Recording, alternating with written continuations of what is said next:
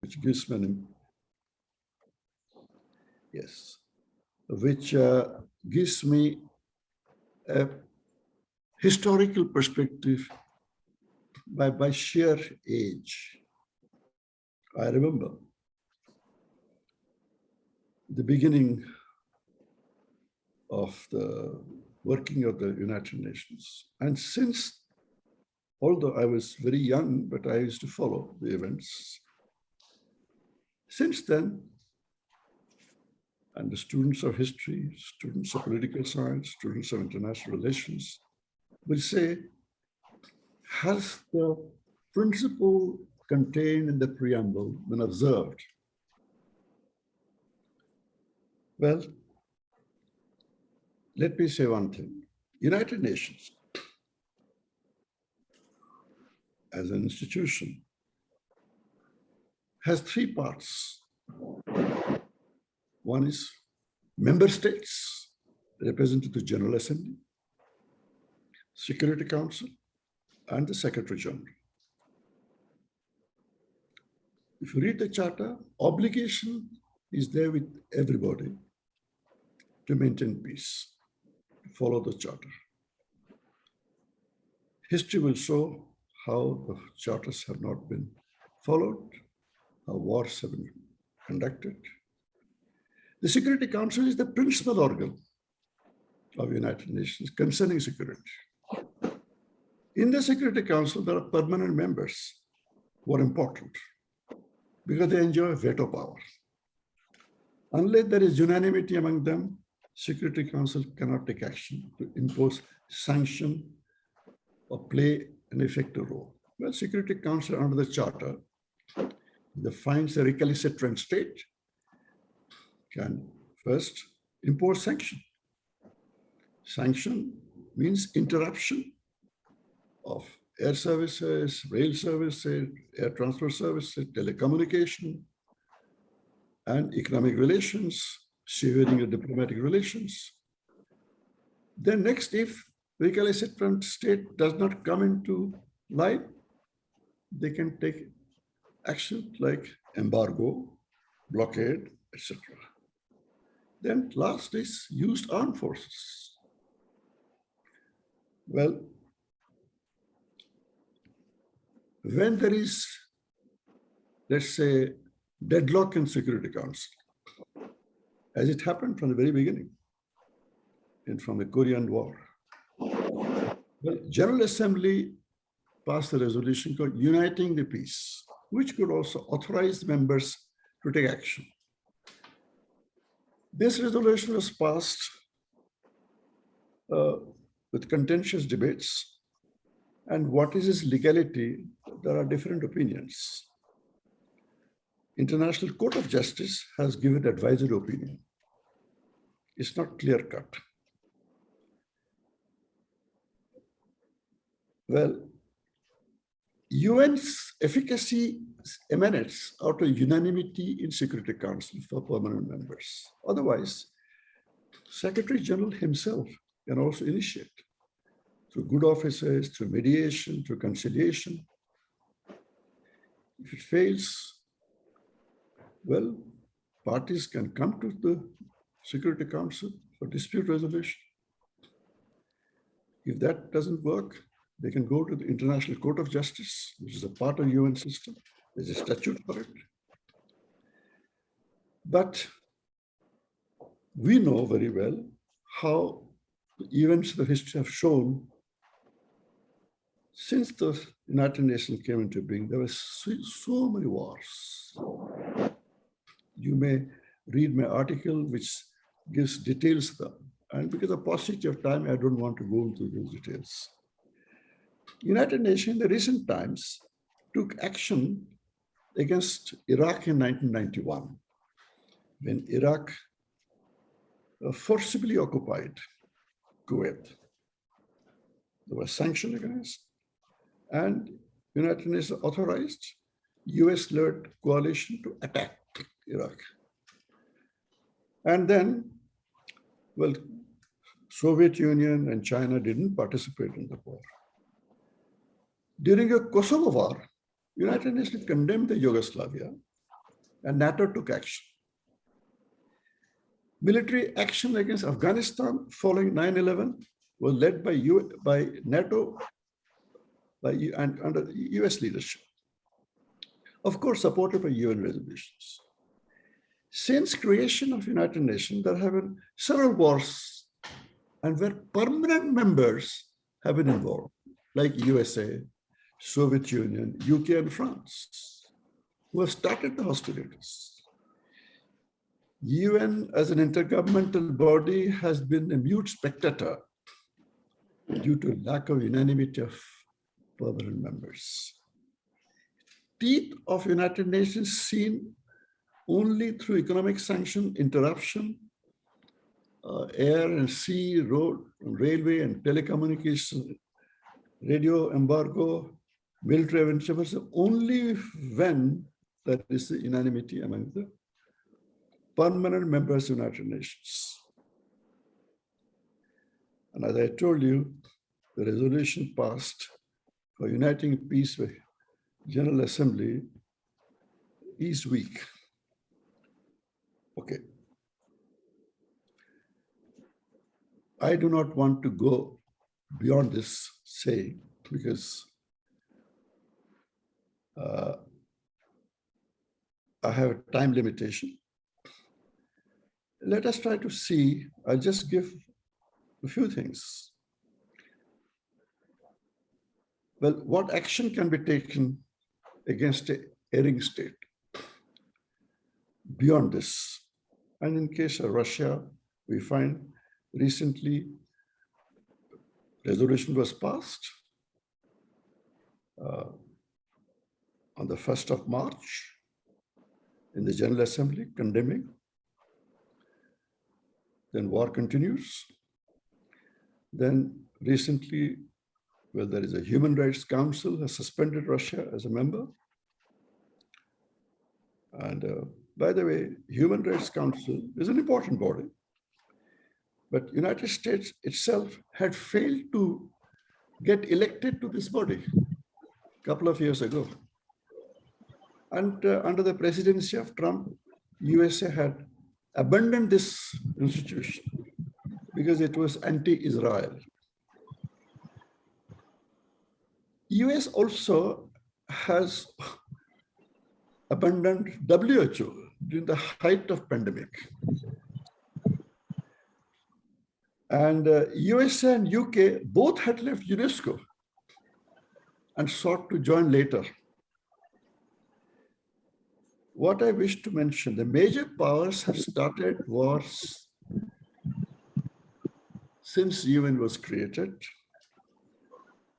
And only when a minor power does transgression of law, their action is taken.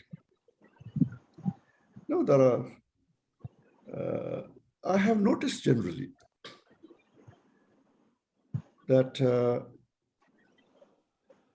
there is avoidance of conflict between the major powers and major powers when the one major power begins the war. We noticed that in Vietnam, Soviet Union didn't come to rescue Vietnam.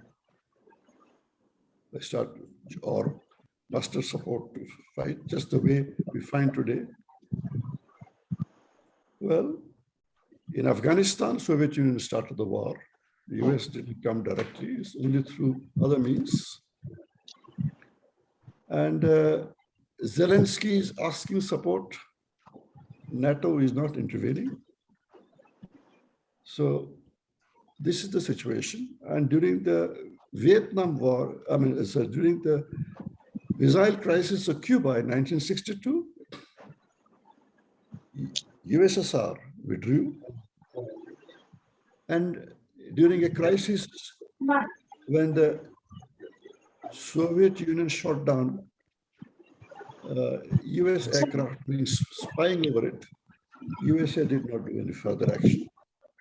UN was most effective, according to me, was in the Congolese crisis in Congo in the 60s, when Indian contingent actually played a role in suppressing the secessionist Katanga under Moise Chombe.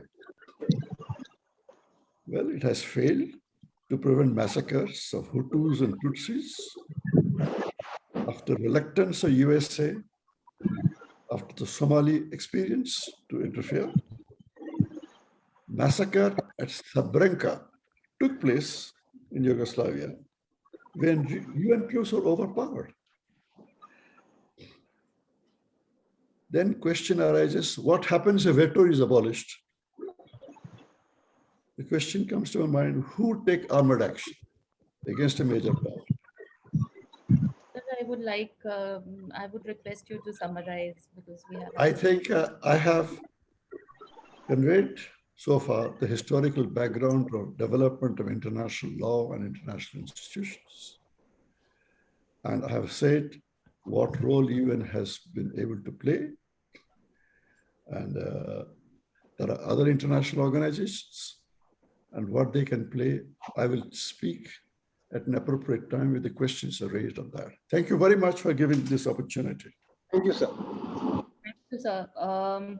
In fact, it was great because he highlighted the evolutionary history of international organizations, how UN has fared in the duty, and a delicate balance of non-binding resolution, pooling of sovereignty, lack of unanimity of permanent members, and balance of power appropriately. Next, we have with us uh, Dr. Malay Mishra, who's going to talk about Indian foreign policy in spotlight. Dr. Malay Mishra, who likes to be called as a global citizen, thought leader, public intellectual. He's graduated from Revenshaw College. He's done his PhD and then he did his master's and MPhil in international studies from JNU. He joined Indian Civil Services, and as an IFS officer, he was posted in France, Senegal, Mauritius, USA, Iran, Germany, Seychelles, Trinidad, Hungary, and so on. He went up the diplomatic ladder and there has been no looking back. In fact, he has pioneered the Government of India policy for Indian diaspora, and he took a U-turn towards full-time academics and defended his doctoral dissertation and received his PhD from Budapest. Dr. Mishra is currently a foreign policy analyst, research scholar, and a visiting faculty. Over to you, sir. Thank you very much, Professor Nikita, for your warm introduction. I especially would like to thank Professor Satyanarayan Mishra for having spearheaded this group, this Beyond the Binaries. It's a very appropriate title for today's world, that we are always looking in terms of binaries and trying to find solutions in terms of binaries, but there is another third way out also, and perhaps India gives the answer there. I would also like to place my sincere thanks to Kishore, Kartik Kishore, who has been in touch with me all along and who has been very generous in inviting me to speak here to this gathering. As Vivek sir very rightly mentioned, that this is an eclectic group of students from various disciplines, from a few universities in Bhubaneswar and outside. I think that for me, the task becomes a little more difficult than what I thought I would do if I were to speak in a classroom. However, I know that, all of you, I'm sure, would have been acquainted with the subject which we are going to talk about, which is already being discussed.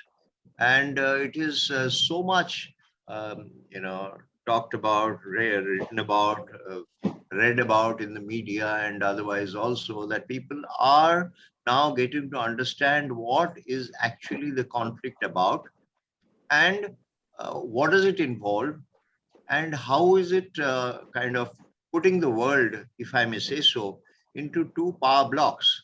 Well, I would like to say that I am beginning to see the genesis of a new Cold War right from this conflict, when you have two power blocks again getting set, and against each other, as I would say right now. as Vivek Babu rightly mentioned about the history of the UN and how international organizations have behaved in terms of crisis, I would say the efficacy of international organizations have diminished over time. It is not as powerful as it used to be, the United Nations. The United Nations was formed with a vision, which was encased in the charter, which Vivek Pattanaik rightly talked about. But the charter is now a forgotten document. There are several loopholes within the UN system now, which are being exploited to the hilt. And that is why perhaps the UN system, I would say, thinking out of the box, is gradually losing its efficacy. Of course, there are resolutions going on in the United Nations bodies. And of course, there are countries like India who have been constantly abstaining on these resolutions. And that's a separate subject we'll come to. But uh, talking about countries who are ranged one against the other, for or against with abstention. Abstention, people used to say in our time when I was in the service that it is the easy way out. I mean, you are not to be blamed by either side. And that is a sure way of maintaining your non-alignment or not joining any side. But these days, abstaining has also some kind of a connotation. Why are you abstaining? Because there are, different countries having different interests of their own, and why they're abstaining on a resolution. It speaks for the particular interests of that country in that particular crisis. And here, for example, let's take the latest UNGA vote to expel Russia from the UN Human Rights Council. Now, Human Rights Council is a very old body with 47 members, and Russia joined in the membership, became a member just 2 years ago in 2020. And now it is, members are elected for 3-year terms, and it would have normally stayed for another year if it was to continue. But this was the second country in the history of UNHRC to have been expelled from the body after Libya.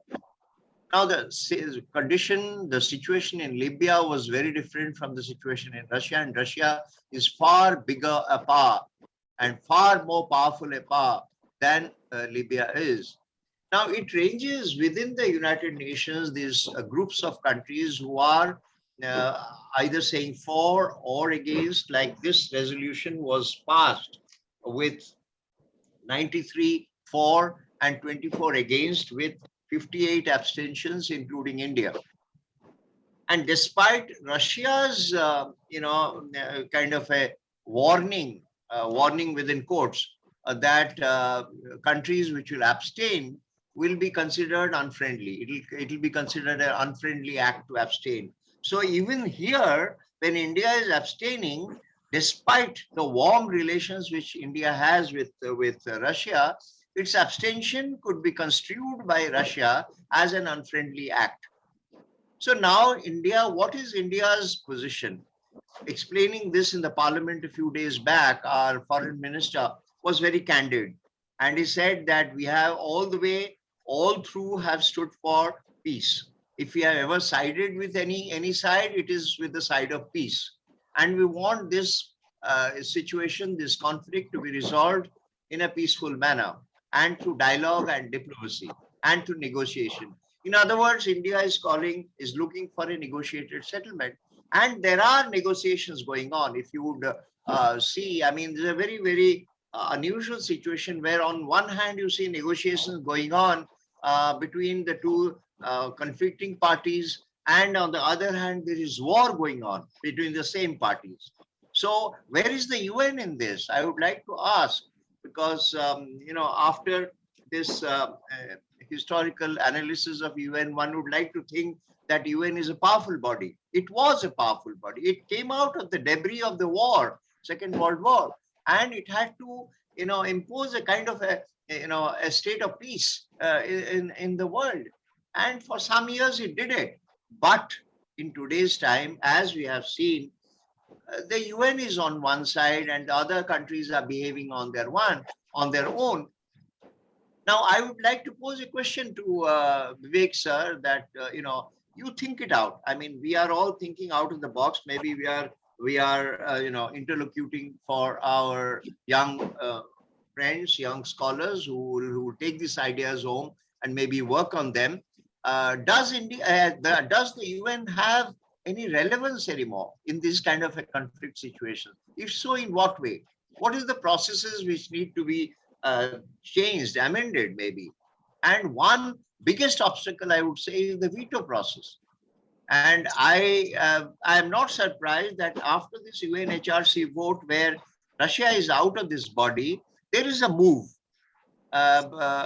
maybe led by US and a few other countries who belong to this so-called Western alliance or Western group, to even get Russia out of the UN Security Council, which is a very far-fetched idea as of time, according to me, because, Russia itself is a veto-wielding power.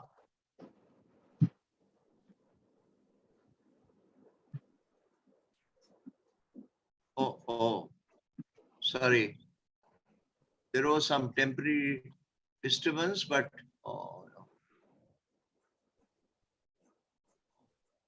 So you can go ahead. You audible. Am I audible? Yes, you are audible. Okay, because my image is getting blurred. I don't know why.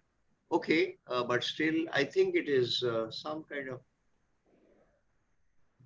airway problem. But anyway, so I just wanted to say that these veto wielding powers, like this particular conflict here, Russia is a veto wielding power. And if that becomes a rogue state or a pariah state, or if that head of that state is called a war criminal by another veto wielding power in the United Nations, how does the UN relate? How does the UN behave on such situation? Can the UN admonish the side which has called the other side a war criminal or a pariah? Or is there any way of silencing these countries' behavior, moderating this country's behavior? That is one question which scholars would like to ask at this present juncture. But more importantly, speaking on India's foreign policy, I must say, is passing through its very severest test at this moment, because we are close to both sides. We are close to the West, we are close to the East. We have very diligently fostered these relationships, very beneficial to us as well as to the other party over a period of time. With Russia, of course, we share with the Soviet Union, we share a very historical cultural relationship, dating back to the days of our first Prime Minister. And then following now, it's going on. We have never interrupted this, this very friendly and warm relationship. So with Russia, it is a problem. It is a problem to suddenly ask us to go against Russia. There is a school of thought within the foreign policy establishment in Delhi saying that, yes, we should keep to Russia. We should keep. Why should we go against Russia? Or how will it benefit us? Because only voting in favor of West or voting in favor of sanctions does not bring us any gains. Because please remember that in this world where power blocks are forming now, and they will form in the near future, aligning with one power block as a non-aligned country may be wrong for the future. If we are so-called having our strategic autonomy, which I think in this current crisis we are, and we are projecting this strategic autonomy in a very concrete manner by going into this, I would say, this neutrality, which is a consistent neutrality over time, by going, not supporting vocally or either side, but staying away from both. It is just to show that we have our own policy. We have our own national interest. Why should we join X party or Y party? Unless it benefits our national interest. Here, there are, of course, implications. If Russia is further cornered, is further sanctioned, as we see now, sanctions are loaded onto Russia. And that's why globally, the geoeconomics has gone for a toss. Leave out the geopolitics. Geopolitics, of course, has gone through several tosses and turns by now after the conflict directly. But that apart, even the geoeconomics has gone through several changes. And India is a sufferer of that. We see in India the absolute rises in the price of fuel, in the price of food, edible oils, everything we are suffering. So is the world. The whole world is now plunged into very severe food and fuel crisis, energy crisis. So there is a duplicity. Here you have countries in Europe still getting oil from Russia and still want to sanction Russia and not sanction the oil sector because they are getting oil. They have to get oil to burn their stoves, to burn their heatings and all that stuff. And with gradually, if the oil supply comes down from Russia, they will suffer. So oil is let out. But here, the gentleman from the US comes and admonishes, very indirectly admonishes India that please look out for consequences. If you continue to have your business with Russia, you may suffer consequences. This is the world we are talking about, and this is how this world can be regulated by an international organization called the United Nations is beyond my comprehension. Maybe people may like to enlighten me later on this, but that apart, India's foreign policy to come back, I think by and large, people have come to understand what is our present position, what is our stand, why are we taking this position, what we have taken so far. And number one, it is to safeguard our own national interests. Number two, we do not want to take any side with either big power. There are two big powers raised against each other with an adversarial power in the background and waiting for any opportunity to move on. And if it moves on, it will be against India's interest. If it moves on to support one of these two big powers, as we see, China moving towards supporting Russia, may not be useful for India if India is cornered, if India is isolated, if India goes over to the West and in favor of the sanctions regime. So that also is a very important consideration for us. And geoeconomic, because we don't want to slight Russia in any manner. On the other hand, we want to do business with Russia and get cheaper oil if we get. Though I am myself surprised that even if we are getting oil at 35% discounted oil than, even before the conflict, the oil, it is still, is beginning to come to India. Why is the fuel issue so high now? Why is the fuel prices so going up and up? And why is the government not controlling them? That is a different subject. The thing is, if we have good links with Russia through the rupee-ruble exchange rate, whatever we are trying to get, then it is benefiting us. It's benefiting our economy. So why can't we do it? If Europe can do it, other countries can do it, even US can do it, why can't India do it? So that is the question. And why the selective targeting against India? Because many countries have not joined these sanctions. Many pro-West countries like UAE, like Israel, these countries, they are completely pro-West. They have not joined the sanctions regime. Then why is India singled out? There is this thing. And if you would be, observing the sanctions thing, you would see nearly 70 to 80% of the Asian countries are not joining the sanctions at all. They are, even in the sanctions thing, we see only three prominent Asian countries who have joined the sanctions. The countries like Japan, Singapore, and South Korea. Otherwise, no other Asian country have joined the sanctions. So why is this pressure on India? Yes, there is pressure on India because India is a major democracy in the world.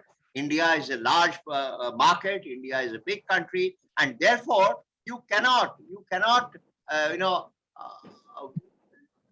not obey the West's diktat, and that is what they are trying to impose on us. But we are very clear in our strategy. Of course, we are going through a tough time of handling both sides. Now, with this 2+2 talks, which is coming up, will be a very severe test when our foreign minister and defense minister go to Washington, D.C. and they interlocute with the counterparts, Anthony Blinken and Lloyd Austin, the main focus of discussion, of course, will be Ukraine. And then they will again come back to India saying that why aren't you going along with us? You are a part of us in the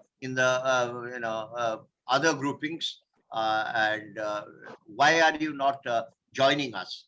And Quad, you are a very significant member of the Quad, and why aren't you not following us? There'll be one question. Second is, you are going for this S-400 missiles, and you could be entitled, or you could be vulnerable to getting the CATSA, that is the act, this Countering America's Adversaries Sanctions Act, CATSA. You could be imposed that act, like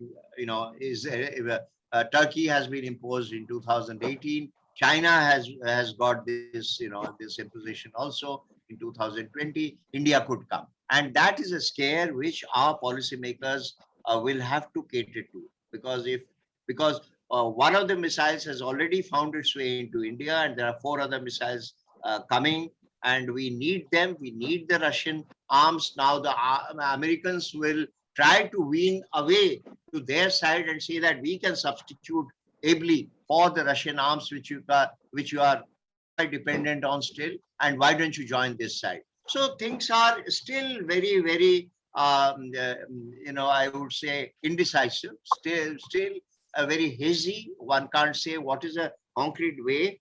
Unfortunately, this conflict is not going to be resolved so soon as we see, and Russia is not going to, because here the agenda is not Ukraine, and people will mistake it that it is only a bilateral conflict between Russia and Ukraine. No, it is not. It is purely a multilateral conflict. Russia is engaged in conflicts at several fronts. One with the US, which is a major conflict, one with the NATO, which is another conflict, and one with the EU, which is the third conflict, and the fourth is, of course, Ukraine. Now, Ukraine could be used as a pawn by all these 3 groupings to fight Russia and to corner Russia. That's what these Western powers are doing. We are seeing this in this European theater quite well, and therefore we have to find a way out. What is the best way out? Guided by our own interests, we have to find that way out. It's a tough job for us, for our policymakers, but I think they are doing an able job. I will stop here. If there are any questions, I will take, and thank you very much for a very patient hearing. Thank you. Thank you so much, Mr. Mishra. Actually, it was a wonderful deliberation. In fact, highlighting the geopolitical and economic changes and India's predicament, plus showing what is the possibility with the European theater. Wonderful, sir. Next, moving on, we have Major General Atanu Kumar Patnaik, who's going to give us some highlights on Indian defense policy. Major General Atanu Kumar Patnaik is a former Chief of Staff of Frontline Corps in the Northeast and a former helicopter pilot. He's a graduate of U.S. Army Aviation Center at the Fort Rocker and alumni of NEAR Southeast Asia Center for Strategic Studies, Washington, D.C. He's also served as the Chief Humanitarian Officer of UN mission in Lebanon. Over to you, sir. Thank you.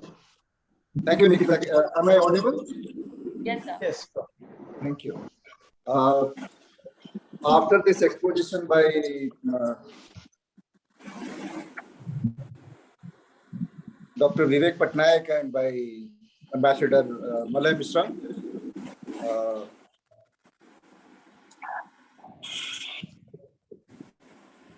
come straight to my portion of it. Is it clear now? Yeah, okay. My portion of the talk, which is about the India's defense policy, but I will touch upon 2-3 other issues before I come specifically to the India's defense policy. First is there is a very uncanny resemblance of what's happening today in Ukraine to what happened exactly 30 years back in April of 1992 in former Yugoslavia. And all the issues that surrounded the actions that happened in Yugoslavia from say 1992 till it came to some kind of a stabilization after its balkanization in 2001. There is a tremendous amount of the same issues are cropping up. For example, what is the strategic autonomy of the Europe? Can Europe go out of the ambit of the overpowering influence of United States? And can it tie up with Russia in a Eurasian kind of arrangement, which is mutually beneficial to each other, especially in the energy front and in the economic sphere? The second issue is about the what happened in '92, the eminence of the place of Germany in the global scheme of power play. Third is about, of course, multipolarity, which we always expected once the Cold War ends, we possibly can see emergence of a multipolar world. And the fourth aspect is the expansion of NATO, which was a topic even in 1992, and which is also one of the primary causes, which has been proffered by Russia for going into Ukraine. If you recollect, in 1991, after the German unification, they thought that they are back to their glorious days of say 1930s or early 1940s as a major power, and they went on to recognize Croatia and Slovenia in '91, despite the US telling them not to do so. In fact, if you recollect, then Secretary of State James Baker had very clearly stated when they accepted Germany into the NATO fold after the East and West Germany got united, that they will not expand any further eastwards. These were the words which were given by James Baker, which is a thing which is constantly quoted by Russia in its justification why they have drawn this red line and why they have gone into kind of a special operation. So I would say that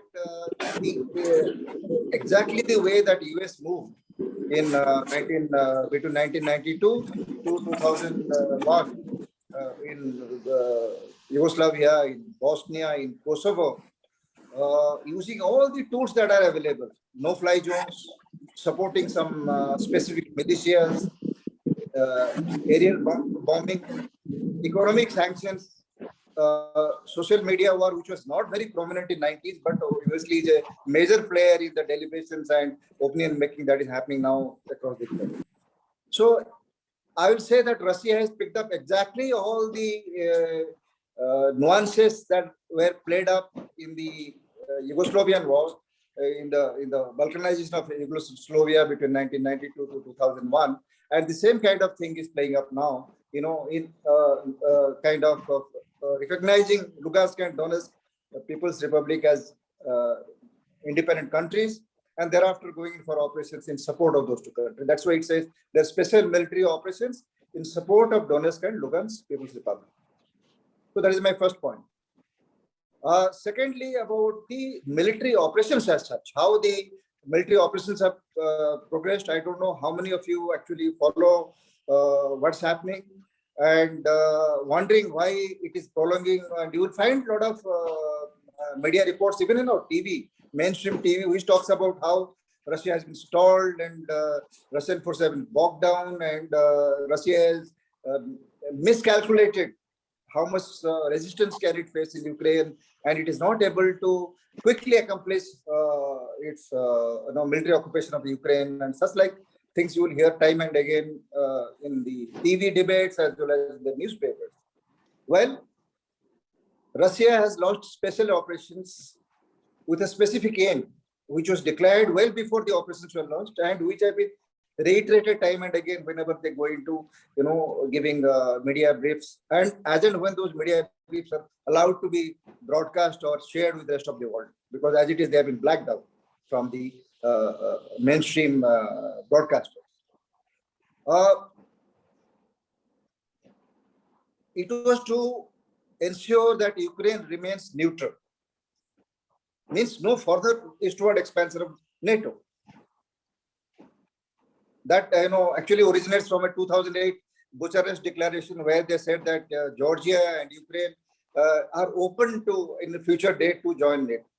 And that's a red line which has troubled Russia all along, and that is why in 2014, after the pro-Russian government of Yanukovych was overthrown, they annexed Crimea and kind of went into the Minsk agreement, where they said that Donetsk and Lugansk republics and the status should be negotiated and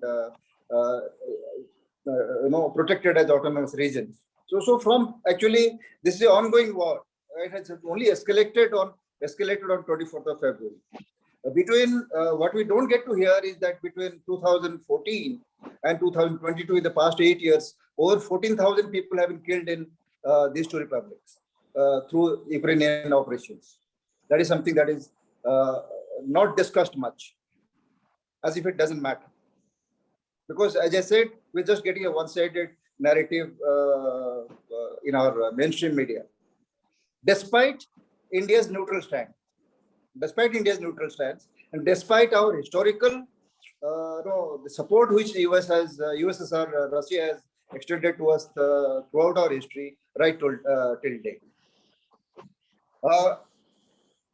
So how the operations have generally been generally found out, what you can read from it, is that there were 4 different kind of axes which were developed. One was from the north, which came through from Belarus. It was to isolate Kiev from the west, so that there are no further induction of arms and equipment from Poland side. So there is one major thrust which came down from the north, from Belarus, and it went onto the western side of Kiev. There was a northeastern force which came to mask Kiev from the east. The whole aim of putting forces around Kiev was also to draw out whatever Ukrainian troops were deployed against Donetsk and Lugansk in the Donbass region, to draw them back into defense of Kiev. That was one of the possibly reasons why Kiev became a target, not to occupy Kiev as such, but to stage forces with adequate numbers. Imagine 60-kilometer long tank convoy standing there without any progress, and people saying they have been stalled and they failed and like that. The whole aim was not to actually occupy Kiev. Aim is not to occupy Ukraine. So these are 2 operations. The third operations was, of course, the eastern axis, which was basically to go into Lugansk and Donetsk towards Kharkiv, and protect Donetsk and Lugansk from the western side, from kind of act as a barrier between Kiev and the Donbass region. The fourth axis came from south, from Crimea, and it had 2 further, you can say, sub-axis. One heading west towards the port of Odessa, which is an ongoing operation. Odessa has just been kind of, I will say, scratched, and the other one is towards the port city of Mariupol, which is the main port on the Sea of Azov. And the aim in the southern axis is to isolate Ukraine from Black Sea, so that Ukraine doesn't get any military support from the United States or from NATO. From the Black Sea side is now masked by this operation which has taken place in the south, which extends from, say, Crimea, Sevastopol. One axis going towards Mariupol toward the east, one going towards the western port of Odessa, 2 major naval bases of Ukraine. Mariupol is under serious threat, and Odessa is just being, as I said, is being kind of scratched as of now. So that is where the military operations are now. The Russians have already declared that their first phase of the operations are over, in the sense that what they wanted to achieve in terms of NATO has not not embraced Ukraine. The EU has not gone in to say that you become our member or accept you immediately as our member. So the goal of forcing a neutrality on Ukraine somehow has been, as of now, achieved through this special operations. I would say that. Regarding India's defense policy, We must remember that since the war is going on and US forces in major numbers of 150,000 troops and the tank columns and all the other aircraft, air defense systems, missiles, everything is involved there. We are majorly affected. We are majorly affected because you got a large number of orders. Only in November of 2021, we signed a 10-year defense pact with Russia, which involves about 9 billion worth of arms import. Now, all that which has been ordered, which is in the pipeline, are going to be impacted over the next, it will get delayed definitely because of the ongoing war. We are majorly affected from Ukraine also. Some of our major systems like our AN-32 fleet, for example, our T-72 tanks, our T-90 tanks, our OSA-AK air defense systems, our Tunguska air defense system, which is the latest in the sense that they were acquired in the 90s, but there are mainstay air defense systems.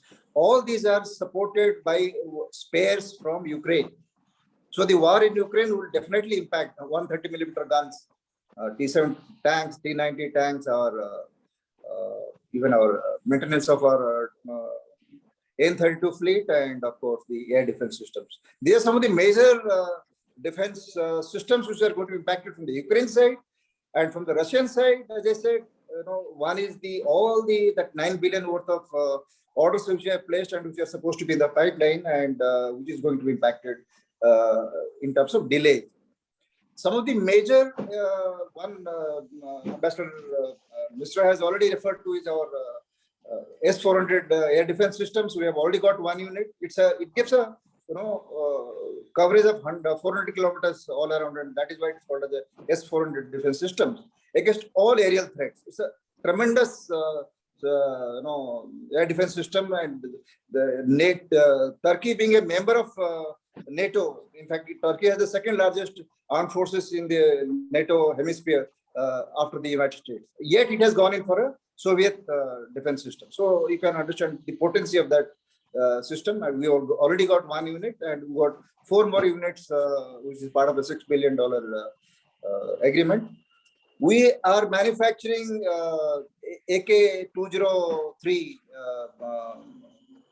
assault rifles, which are supposed to, over 6 lakh units are supposed to be manufactured in India, in Bareilly, in the Bareilly district, out of which about 60,000 or 70,000 we are supposed to import from Russia, fully built, and rest we are supposed to manufacture. So this AK-203 project is going on, so that might get impacted to some extent. We are manufacturing 2 major warships in the Goa shipyard. The first delivery of that was supposed to come by end of this year. That might get impacted to some extent. We have signed for a 3rd nuclear submarine, Chakra class nuclear submarine, which we're going to lease for next 10 years. That is also in the pipeline, and I don't know how much that will be impacted. The nuclear umbrella for our triad is provided by this nuclear class, the Akola class of nuclear submarine. So that is going to possibly get impacted. Apart from that, we have ordered more Sukhois, because of the escalation of our borders with China, the incident that happened in June 2021, and because of which we have ordered more Sukhois and more MiG-29 aircrafts. So deliveries of 18 more MiG-29 aircrafts, I think 12 more Sukhois, that also might get impacted somewhat because of the delays of the war that's going on. Ambassador Misra has already referred to the fact that we are able to negotiate for oil, and hours before the Foreign Minister Lavrov landed in India, the Deputy NSA of the United States and the Foreign Secretary of UK both were here, trying to pressurize and folks don't. And Foreign Minister Lavrov said in his press conference that UK has got purchased more oil from Russia in March than it did in February. Means after the war, UK has purchased more oil from Russia than it did before the war. And they are the ones who are lecturing around the world, telling them don't buy. So my energy security should be taken care of, and I will coax everyone else to fall in line. So that is what is happening. And so, as I said, in the defense policy sphere, we are greatly dependent. We still have about almost 50% of our, 70% of our defense imports in the last 4 years have come from Russia. And from the Russian side, about 23% of their entire exports. India is the largest receiver of Russian defense systems in the world. So this is the arrangement which has been going for a long time. And it must be remembered by us that they have been most reliable. No, I don't want to go into details of how the nuclear submarine fleet of Russia actually literally saved us in 71 war. Against the threat which was posed by the 7th Fleet going into the Bay of Bengal and the UK aircraft carrier moving into the Arabian Sea in a pincer moment to threaten India to stop the war in favor of Pakistan. And it was the submarine fleet which came to our rescue that time. So therefore, with all that experience and with very close defense relationship with Russia, we have, I think, taken the most pragmatic path in the last 45 days or so. In our voting patterns, as you can see, the trend is shifting. If the first March, Dr. Vivek Pattanaik referred to the voting on in the UNGA, 1st March, immediately after the war, 141 in support and 35 abstentions. In the last voting, which is just 2 days back in the UN Human Rights Commission, 93 in support and 58 abstentions. 23 in support against the resolution. So you can see that countries are now taking a more nuanced stand. It is no more the, as the name of this think tank goes, beyond the binaries. It is no more the binary. The countries are understanding their own positions. They're taking very careful, look at what's happening and taking very kind of reasoned stance in the UN also. And, despite what George Bush said, either you are with us or against us, binary. It's no more so, it's beyond the binaries. So that is how it looks at. And in terms of economic sanctions, I'll just say one thing, how effective it has been. On 1st of March, the value of ruble was trading at 140 rubles to a US dollar. Today it's back to 81 rubles a dollar. It is back to where it was before the war started. And what Putin has done is to link the ruble with gold standard and insist that all payments for oil and gas will be in rubles. So the dominance of petrodollar as the international reserve currency, I think, is seriously challenged, and this is going to pose a major economic turmoil in the United States. They've got a $306 billion budget deficit. And if the petroleum sector, oil, starts getting traded in yuan, which China is already talking with Saudi and UAE. You remember, the presidents or the heads of UAE and Saudi did not respond to telephone calls from President Biden. They are no more sure that they can rely on, they should only rely on the US dollar for trading their oil.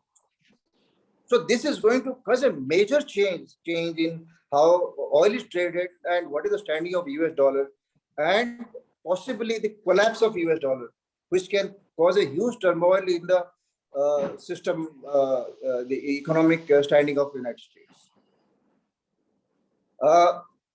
As regards to talks, if you have read that most recent on 6th of April, 2 days back, Foreign Minister Lavrov has again said that the terms which have been submitted, the draft terms which have been submitted by Ukraine have deviated largely from what was agreed to in Istanbul discussions on 29th of March.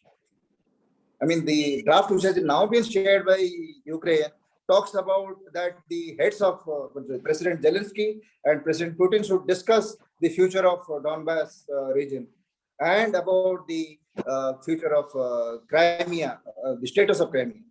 Whereas in Istanbul, they had agreed to that, Crimea remains a part of Russia, and the status of Donetsk and Lugansk should be discussed with the heads of states of Donetsk and Lugansk by Ukrainian president. So there has been a deviation from what was agreed to the terms of a future peace agreement. And this possibly has been done again with under US pressure, because now that so-called massacre in Bucha region, Bucha town is coming up. And it appears it's a staged massacre, because on 1st of April, after the Russians had withdrawn, the mayor of Bucha town had said that he can confirm that the entire town is free of Russian troops. He made no mention of the massacre. And after 3 days, suddenly all this comes up. And the images that you see with white bandages with hands tied behind, it's exactly the way Russian troops are found when they left Kiev, when they were withdrawing, and some of them were ambushed en route. And they were butchered, they were executed in the same site. So there is a Azov regiment in Ukraine, which has been kind of carrying out such kind of operations on this lie, and the whole Bucha massacre and war crime and all that must be maybe staged to derail the peace process. As far as Ukraine's future is concerned, I, at the start, beginning of my talk, spoke about Yugoslavia. Perhaps that is the way how it will happen. It will balkanize into smaller states.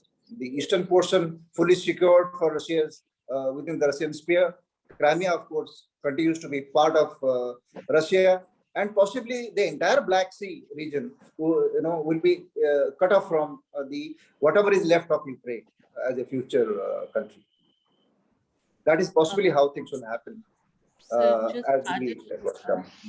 Thank you. I would like to thank the Beyond the Binaries and Nikita and Karthik and Dipankar for this excellent opportunity to share my views. Thank you very much. Thank you so much. We wanted to listen to it more, but yeah, because of the paucity of time. Moving on, we have Professor S.N. Mishra. He's the string behind uniting all pearls together. He'll give us an insight on crisis in a capsule, because he's worked closely with the Defense Ministry. I'm sure he'll be able to give his experience also in the talk. Over to you, S.N. sir. Friends, I'll just take a couple of minutes after all this, expert opinion. The first thing I would like to highlight it, what is really our interest in the defense sector. Now, having worked in the Defense Ministry for a long time and have been part of a lot of technology transfer discussion, the history of Indo-Russian relationship is basically marked by technology transfer. When we are talking of Atmanirbhar Bharat, particularly when we are talking of defense sector, one of the major areas where India has benefited is by way of technology transfer. Whether we talk of T-72, T-90 tank, or the Sukhoi 30 aircraft, or the frigates, India has been a great beneficiary of technology transfer. The other thing has been we have a joint venture with the Russians for the Brahmos cruise missiles, and many of you may be knowing that there's a huge export demand for that. The point which I'm trying to highlight is that Russia has been a very, very steady technology provider, and we have a lot of design and development collaboration also with them. As against that, the experience, particularly with the US, has been they have been more into the realm of selling arms rather than transferring technology. Unlike Israel, the history has been that India has been rather not a beneficiary of technology, the transfer, credible technology transfer from the US. So this is something which we need to keep in mind. But there is very interestingly, very ironical situation that when we opened up our procurements to other countries from 2005, we suddenly found that the political interest or the political strategic interest of India with USSR was not supported by the defense services. They were more keen for having alternate Western weapon systems. You find that the MMRCA, which we have today, the discussion for Rafale life cycle cost, this all start with the Mirage aircraft. So therefore, if these services were to be given an option, they would have always said that please go for a competitive procurement. And if you really ask them, they will say that our priority would be to go for Western weapon system, not necessarily US. It could be French. Mirage has been a real, dependable fighter aircraft for us. The second point I would like to highlight is that all this discussion that we are doing about sanctions, the attempt of US to freeze dollars is a serious abnegation of the IMF mandate. In 1944, when it was decided that dollar would be a reserve currency, the agreement with the US was that they will provide dollar without any conditions. So many people argue that economic sanctions are far more potent than war. In fact, US did that against Iran, but it is a clear abnegation. It is a clear refutation of the IMF Charter. So this is something which we must keep in mind.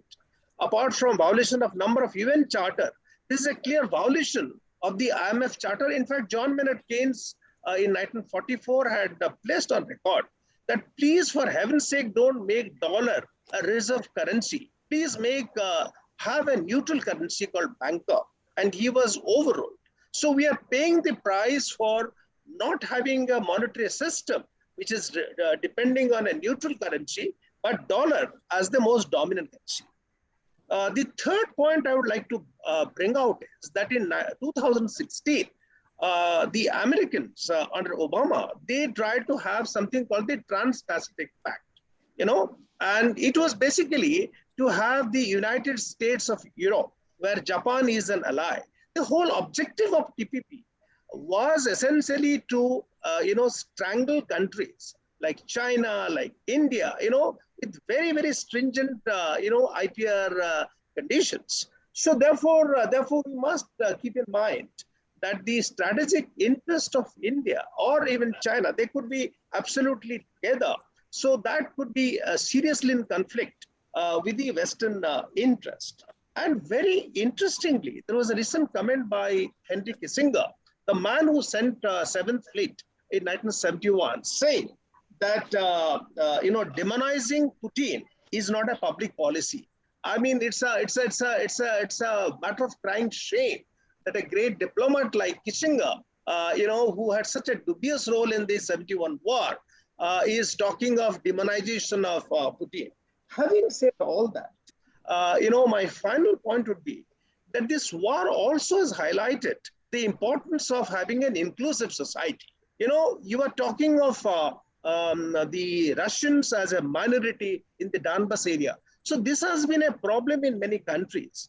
And one of the failures of UN has been that it has not been able to ensure that countries with minorities, really foster an inclusive society. So therefore, the point which I would like to mention is that the whole concept of the whole conflict cannot be really looked at from the very narrow prism of Russia not trying to encourage NATO from coming in or Ukraine being overpowered. But there is a lot of other strategic issues, and the stand that India has taken, in my own opinion, has been so far very Nehruvian. And it's very interesting that, in the present regime, it has been possibly a very pragmatic. Thank you. Thank you so much, sir. Since we don't have too much time for the questions, I will just invite one or two questions. You can raise your hands and maybe we can take these questions. You just introduce yourself and whom do you direct this question to? The panelists and the experts will give you the answers as Let's well. have it for about 15 minutes, Nikita, about 15 minutes, if you permit. All right. Yeah, about 15 minutes, yeah. Okay. So,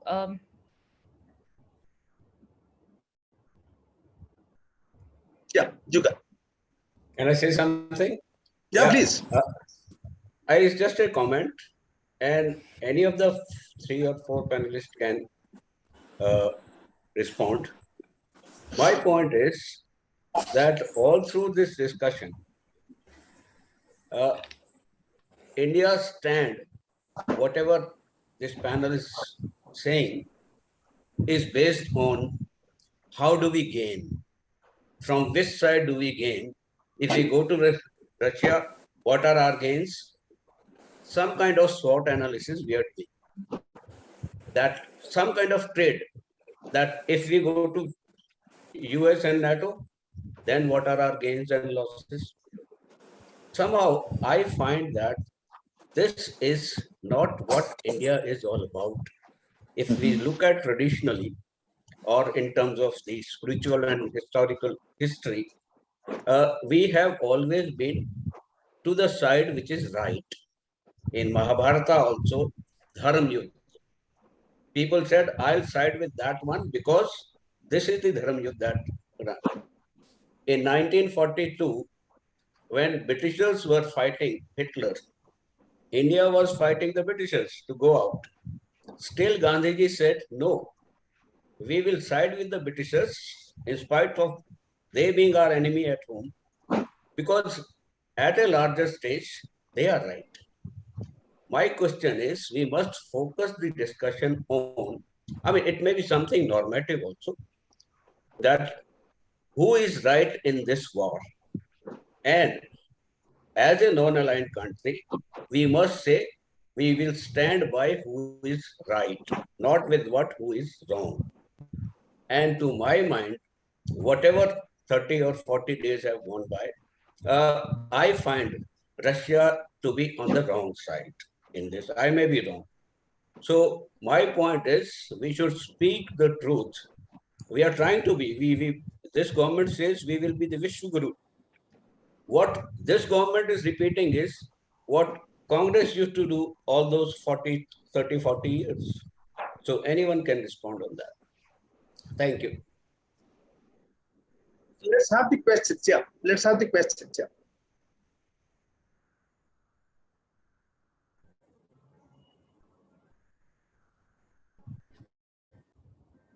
My question simply is, wouldn't it be right? Yeah, followed by. Yeah, I think with my observation, you have got the question. Wouldn't it be right that we side with the right side rather than making a trade-off between, isn't it?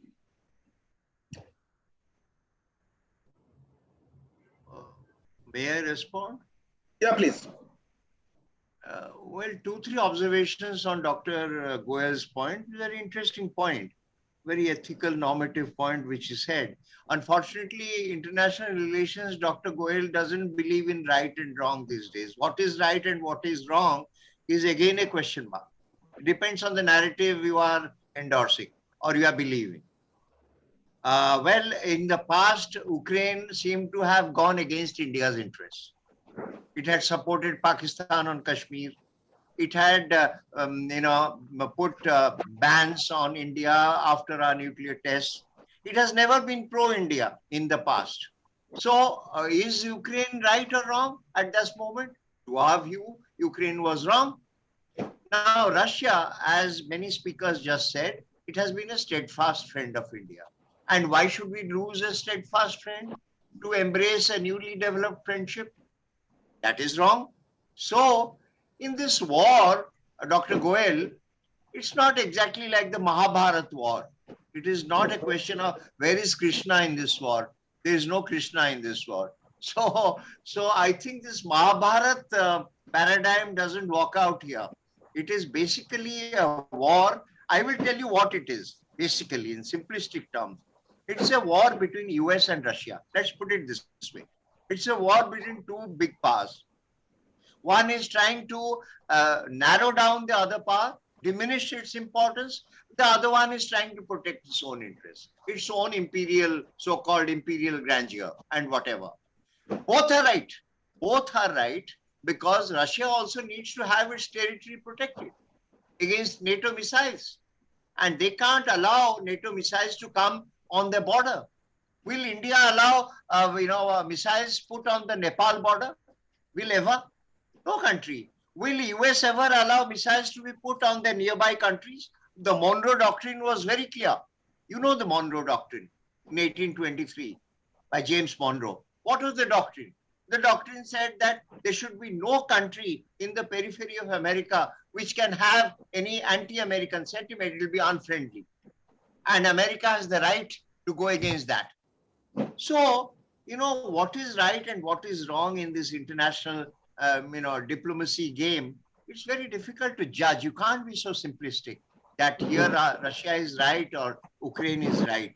Of course, in a normative sense, definitely the aggressor country is always wrong.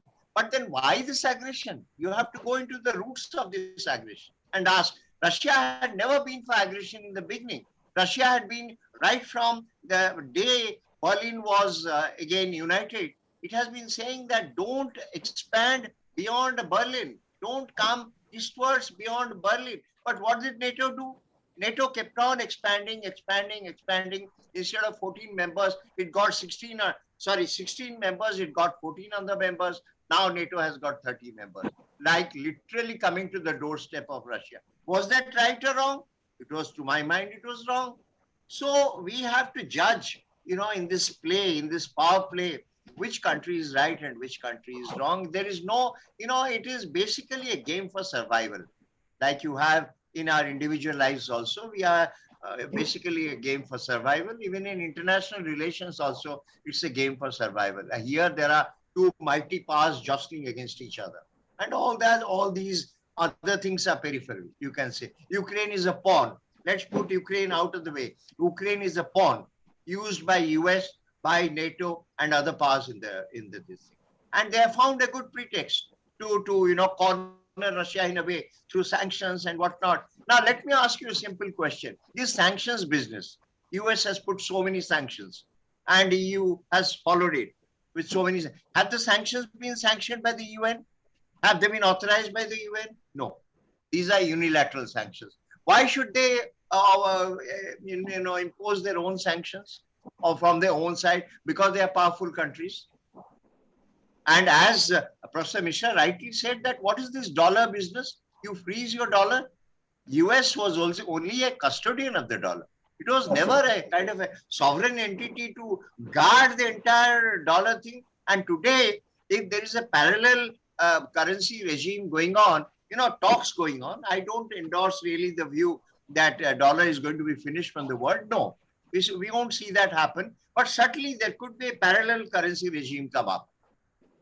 A regime with ruble and yuan basically also coming up as a parallel currency. And we have our own systems also. We have BRICS, we have RIC, we have SCO. These groups can take on this currency. Asian countries can take on this currency. So who is right in that? Is US right in flouting IMF, doctrine? So, I mean, at the end of the day, you are left wondering, puzzled, who is right, who is wrong. You can't be on the ethical, doctrine. I mean, it's very difficult. As a student of international relations myself, and I was a practitioner of foreign policy, I see that here in this game, everybody is right, everybody is wrong. Nobody is right, nobody is wrong. Let me put it this way. Thank you. Next question. Yeah. We can take two more questions. Yes, we can take two more questions. May I? Yes, Yeah, please. please. Yeah, so thank you everyone. My name is Harsh Prakash, and I'm from the KIT School of Management. I'm an MBA student there. So my question is to Malay sir. I totally agree many of your points, sir. And as we see that there is a constant effort, Western country, they are like coming to India and then making the statements regarding the Russia and US conflict, which is a constant effort, even if the topic is very different. Like recently, Foreign Minister Elizabeth Truss, she visited India, and there was a talk about cyber security. But in that conversation, Russia and the US conflict was a topic which was introduced by her. So this constant effort by the Western country, which is being done continuously. So how is it going to affect India's relation with the West in future? If we are seeing it as a long-term, with a long-term relation, so how is it going to affect? Thank you very much, Harsh. Uh, you see, India is not a piddly little country. It is a huge country. It's going to be a major power in the next decade. And you would note that India's GDP is going on the rise. India's population has given a big dividend to India. India is not taken any frequently by the global community. It's a serious thing. We have a huge market. We have a huge scientific and labor manpower, and we can really be the Vishwaguru if we put our balls in the right order. If we put our in the right basket, if we did our stuff well, India could come up very well. And I am for all that India needs to be a strong power. The whole business of running down India or calling down India is because India is, they feel that India is weak at this point of time. They may be right. Their perception, India could be a weaker thing, but India is going to be stronger, not remain like this. COVID has put us down. For 2 years, our economy was in shambles. And then by the time we got up and our economy again regained, we got some green shoots in the economy coming, again this crisis has happened. So we are again and again getting, defeated by all these crises external, not of our making. But then to answer your question, India is, if it plays its game properly, India is still going strong. It will go strong, and America will continue to woo India. You know why? Because India is forever going to be a checkmate for the Americans against Chinese, encroachment in this region. India is the second largest country in this region, and we are a strong power. We are militarily also strong. We have given a tough fight to the Chinese post the Galwan, fights, and this time the Chinese foreign minister came to India unannounced. He was coming on an unscheduled visit. He was flying down from Pakistan to Kathmandu. He made a halt at India, and nobody knew that. Foreign Office never made a formal announcement. And he came and asked for our Prime Minister's audience. He was refused. The Chinese foreign minister was refused an audience with our Prime Minister. Just the day or two after, the foreign minister of Russia came and he got a very long audience with the Prime Minister of India. What does it mean? India can play its game well. India can decide what to do, when to do. With China, we have said we'll not do any business with China. I mean, not in that sense. We can do business in trade and other things, but we'll not talk to China unless they move their forces out of the border. We'll stick to that, come what may. So India's position, what I want to say, is still recognized by both sides. Let's see, 2+2 talks, you will get your answer. What is going to happen? Of course, the West will put a lot of pressure. They will say, we will give your whole arms, we'll fill up your whole arms with American arms. Don't take any more from Russia. Whatever is in the pipeline, just cancel them. And then what they will do, the American arms merchants will come and sell their, at much higher prices. And as Professor Misra said, without transfer of technology. So we'll be loser. So we have to decide our fate. Why should we kowtow to the Americans, knowing that they are giving us only the, the hardware, not the technology part? So this is thing. And let me tell you, the nuclear reactors, which Russia is giving us now, in Kudambakam, they have already put nuclear reactors. Americans have been promising us to give nuclear reactors, Westinghouse, 6 nuclear reactors since ages. It's not coming through because there is some clause there, original equipment manufacturing clause, where you have to take the permission, and Westinghouse doesn't want to go into that. So India has said no. Now, who is the reliable party in that? So we have to balance both the things all the time, until we come up to a position, let's say, as a powerful country to be recognized in our own worth, and then we can play the game as others are playing in this big, in this international world. We can play our bets like that. I think I have answered your question. Thank you very much. Yes, sir. Thank you. Thank you so much. Thank you so much. We still have time for one more question, and that would be the last question. One question. Yes, please, ma'am. Okay. I'm Swarnamay Tripathi. What Mr. Misra said, I fully agree with him. The United States has continued to say to the world that Cold War has not ended. I hope I am audible. Yes, ma'am, you are. Yeah. So United States has been trying to inform the world, the global community, that Cold War has not ended, though Russia, Soviet Union disintegrated in by 1990. But my question is that, my question is something different. What sort of leadership is this, which converts a country and its people to a pool of assets?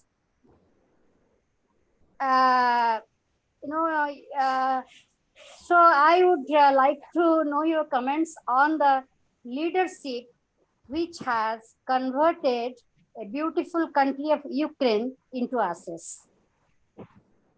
Since so many management, persons are there and civil servants are there, Vivek, I would sir, like to. this is for you. I would like to know your opinions on this. Should we call it as a good leader who is fighting for the sovereignty of the country, or is it the responsibility of the leader to protect its population, its citizens, at any cost? So this is my question. Professor Patnaik, Vivek, sir.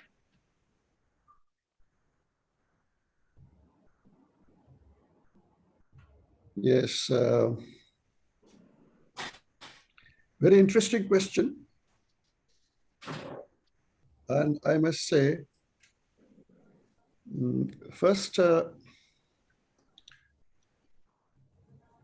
let me try to summarize the discussions which have taken place, from where I will take my inspiration. Is it a war between Ukraine and Russia, or is it a war between Russia and USA or the West? And what is the position with regard to various other countries? Well, it is very clear that Ukraine has been devastated. What will be the future of this war is very difficult to predict. I'm not a soothsayer who had predicted the Ides of March are coming before the assassination of Caesar. I'm also not an Egyptian oracle to say what will happen tomorrow.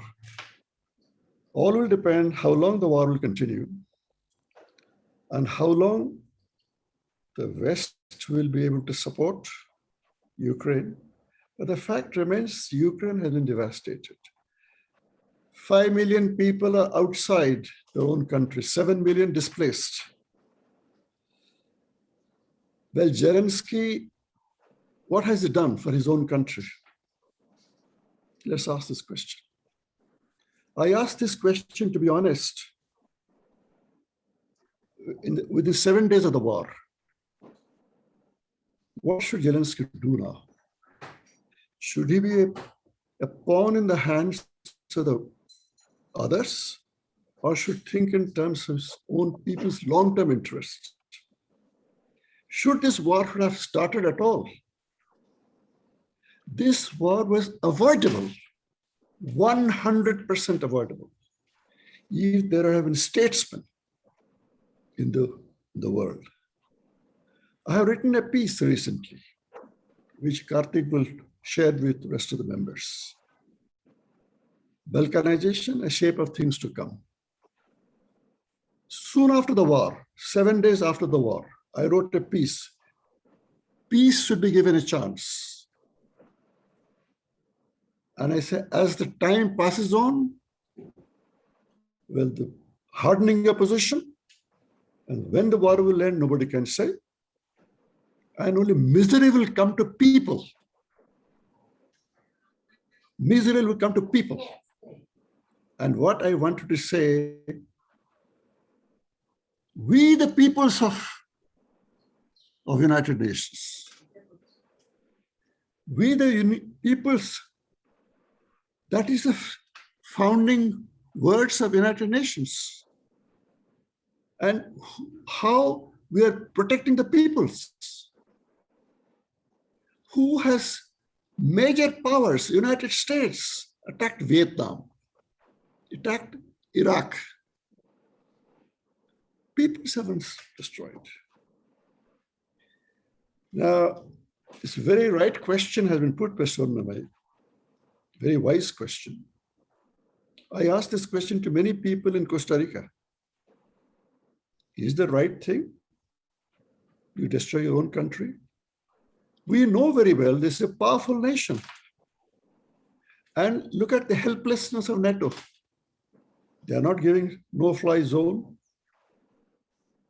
only supplying arms. Well, who is gaining? Arms merchants, manufacturers. And this is a very sad situation. Well, I think this is a pertinent question. This should be, which you very rightly asked. And having seen the world in the last 60 years, Malay is right. When he said, what is right and what is wrong? Everybody pursues, every country pursues self-interest.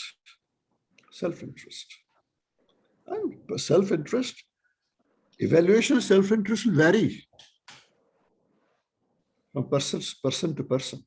As of today, the government feels the self-interest of India is to be neutral. I think it's a very wise decision. One thing, yes, there was a question whether India can be independent of the West. Here, Malay gave a very good defense. But one thing I would like to mention, India is hamstrung by the fact there are Indian diaspora in the West, in America and Europe. What is their position? Well, they see CNN, they see BBC, so that they will not get an independent view that which Malay has given, which Atanu has given, which Professor Misra has given. So they will always think that what Russia is doing is wrong, what America is doing right. You forget how America attacked Iraq with the United Kingdom in 2003 on the charge of biological weapons, which was denied by not only Iraq, even inspectors of International Atomic Energy Agency. But still the war took place. Do you know what kind of devastation took place in Iraq? You know what kind of devastation taking place in Yemen today? So who is right and who is wrong? So I say the diaspora of the West is in two minds. And let us be frank, this is talking among the Indians. Hyper-nationalism is growing in Europe. Do you think that is not a factor which will take into account? Well, there are migrations to Europe have taken place from Africa, from India, from other parts of Latin America. Do you think Europeans do not frown upon that? And particularly after the Islamic terrorists have attacked, they frown upon. So there is a situation. So Indian government also has to take that into account. So we have to be with the West. We have to with the, of course, for various reasons which are outlined by Professor Misra, by Atanu, and as well as Malay. I think we cannot we cannot just ignore Russia. It's a very balanced stance so far as taken. I didn't want to speak on this subject because I was told only to speak of the United Nations, the international organization. I confined to that. These are my views. But one thing about the relevance of United Nations, well, there should be a separate discussion because today's discussion cannot cover that. But there is importance. My article is there. Karthik and Kishore can share it with you. Thank you very much. Thank you, sir. Praveen. Thank you, sir. It would be closing remarks from Professor Praveen Mahanti. That's the last bit.